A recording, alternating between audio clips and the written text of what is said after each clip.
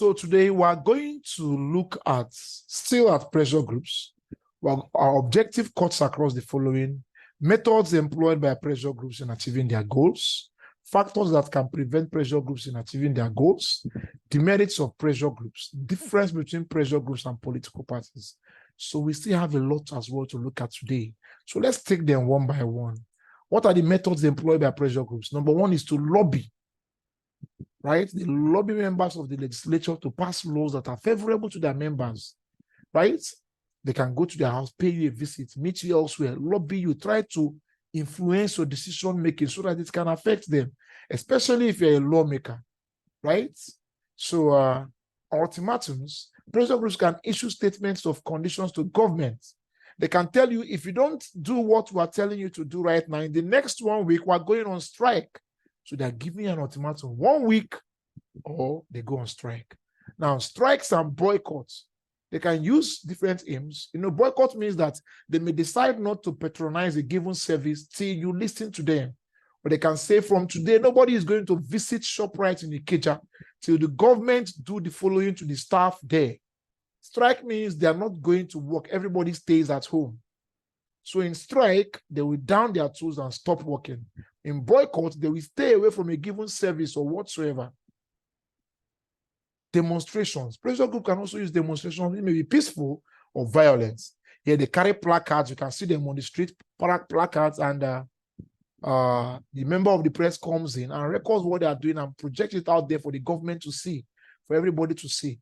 Now, they can also write protest letters to government as well, or to the legislature, to declare their stand on a given government policy, that is affecting their members.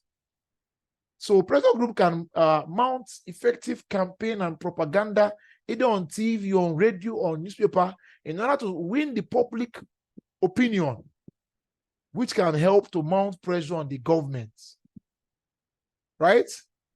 Sometimes they can mount pressure on the government to execute some policies or programs without further delay.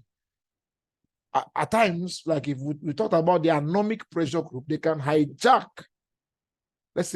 a plane or seize hostages to force government so that they can negotiate, right? These are some of the methods pressure groups can employ.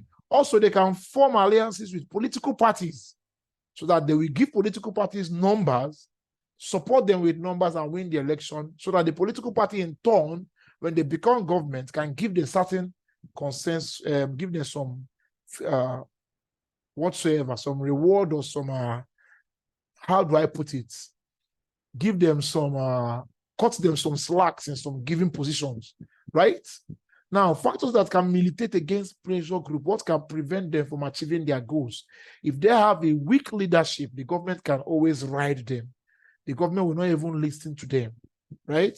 They become ineffective. And if they are poorly organized, they won't achieve their goals and objectives. If they are indisciplined, the government will take them for granted, right? Nobody will take them serious.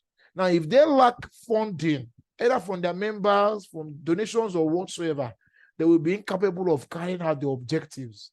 Illiteracy can also be an issue. They won't know the right processes to employ when executing their goals. And also the type of government in power.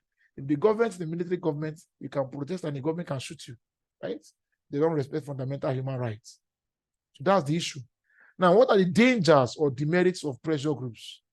Now, sometimes they can be selfish and people consider them selfish. For example, when ASUU is on strike, people will say they're not even considering what the parents of these children are going through, right? They're only thinking about their pocket themselves. So they can use strikes, boycott, demonstration, which can destabilize the economy of a nation. Very important. The country will lose money for weeks because of the strike. The activities may lead to the downfall of the government of a country through political instability. It can make the country politically unstable. Nothing is happening. Government can make money, and it can lead to anarchy, chaos, and whatsoever. See, that's what I'm saying here in number 4. Now, the use of lobbying to influence the legislation may cause or encourage bribery and corruption. You can even pay people, right? Pay them to influence government policy, pay lawmakers, so that can bring about bribery and corruption, right? The alliance with political party may lead to rigging election in the favor of a given party. So these are some of the bad sides, but I believe that pressure groups, they are fantastic. I would love them to exist. Now, difference between political parties and pressure groups. Right? Political parties struggle to win. The aim of political parties is to win election and take control of government. But pressure groups don't want to do that. Not that they want to influence the government in their interests. Political parties attempt to spread their influence over the country, get as much vote as they can, while pressure group is organized along interest lines. So if you're not a lecturer, you can't join ASU. While political party can need lecturers, every other person. Pressure group, no. Right? Political parties may have policies and programs which are contained in the party manifesto. Pressure groups don't have a manifesto, right? Political parties express their opinions on all subjects. They can express their opinion on mineral resources, express on living conditions of the people and whatsoever, while pressure groups' idea and view is actually geared towards the welfare of their members. Political parties may remain a more or less permanent feature. Pressure group may go into extinction once its aim has been realized. You won't see them around, but political parties, they're always there around the clock, all year round. Political parties often have peaceful means of organizing themselves through rallies and whatsoever. Pressure group may use violence means such as rioting, demonstration, whatsoever, right? So at this juncture, we're coming to an end.